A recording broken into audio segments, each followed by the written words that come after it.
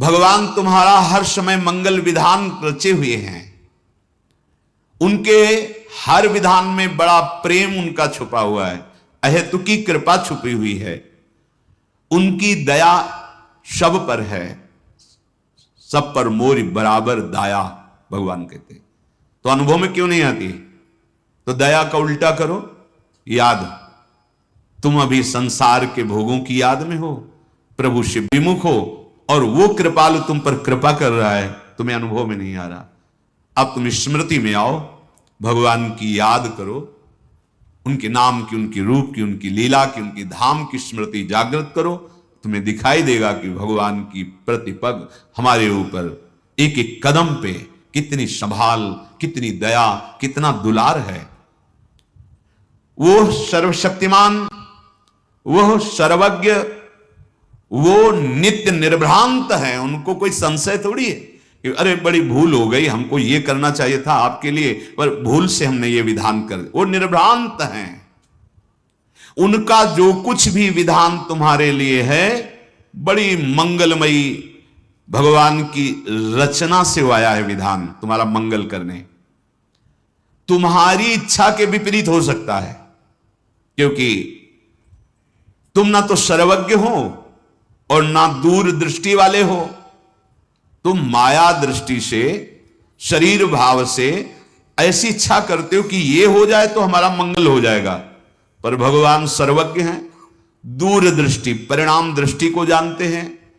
आप भगवान को अपना माना है और आप उनसे मांग की है, वो देख रहे हैं कि ये मांग इसको हमसे विमुख कर देगी, वो नहीं देंगे, वो विपरीत परिस्थिति पैदा कर देंगे।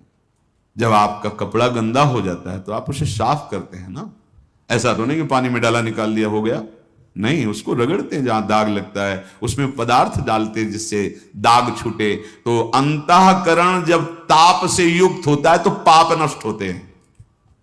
जब आप भजन करोगे गंदे आचरणों को छोड़ के, तो पहले ताप प्रकट होगा जो अंदर के पापों को अनर्थ निवृत्ति करता है। उस समय सत्संग की आवश्यकता है। धैर्यवान रहो और नाम जब बढ़ाते रहो, बिल्कुल दुख सुख की परवाह ना करो, जीत जाओगे।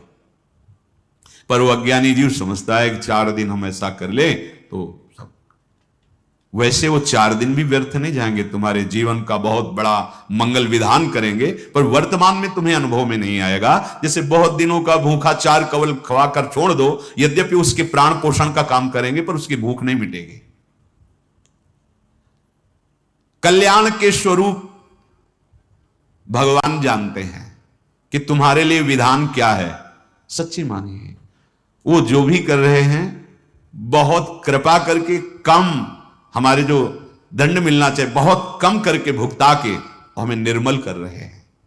हम आरोप ना करें, एक भी कोई ऐसी चेष्टा नहीं जिसका तुम्हें फल ना मिले, एक भी चेष्टा। और तुमने कितनी कुछ चेष्टाएं की है, और तुम्हें वृंदावन आने को मिला, तुम्हें सत्संग सुनने को मिला, तुम्हें राधा नाम जपने की प्रेरणा मिली, ये तुम्हारे कर्म का फल नहीं है, श्री जी की कृपा है। श्री राधिका कृपा बिनु सबके मनन अगम्य, ये सत्य है। एक बार तुमने राधा सुना, बोला भी नहीं, ये सुनना ही तुम्हारे लिए महामंगल की नींव पड़ गई। जब परिणाम आएगा तब देख लेना। अभी आप वर्तमान में आनंदित हो जाएं, इसके लिए निरंतर राधा राधा राधा, और पूर्व जो रच चुका है हमारे लिए शरीर के साथ सुख दुख विधान, उसको सह जाओ। बहुत कम में आएगा और सहने की सामर्थ्य भी मिलेगी, और आगे परमानंद है। अभी आप पापाचरण कर रहे हैं, बड़ा सुख अनुकूलता चल रही, भूलो मत, भूलो मत।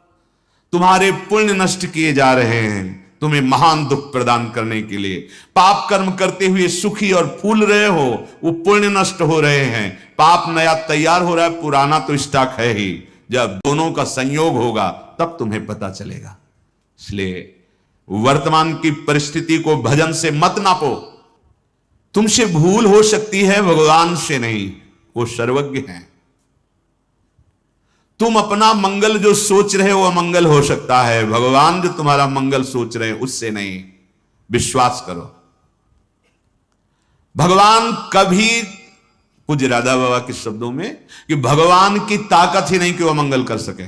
जैसे सूर्य की ताकत ही नहीं कि अंधेरा कर सके। भाई सूर्य भगवान विराजमान, दिखाओ अंधेरा, तो कहेंगे